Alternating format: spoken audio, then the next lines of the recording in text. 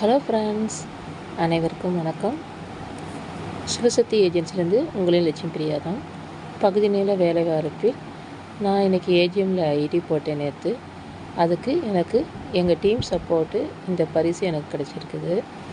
அனைவரும் வாருங்கள், சேர்ந்து பயன்பெறுங்கள். சம்பாதிக்கவும் முடியும், வருமானமும் கிடைக்கும், பரிசும் கிடைக்கும். வாய்ப்பை தவறவிடாமல் வந்து வெற்றி பெறுங்கள். வருக வருக. ஹலோ ஃப்ரெண்ட்ஸ், அனைவருக்கும் வணக்கம்.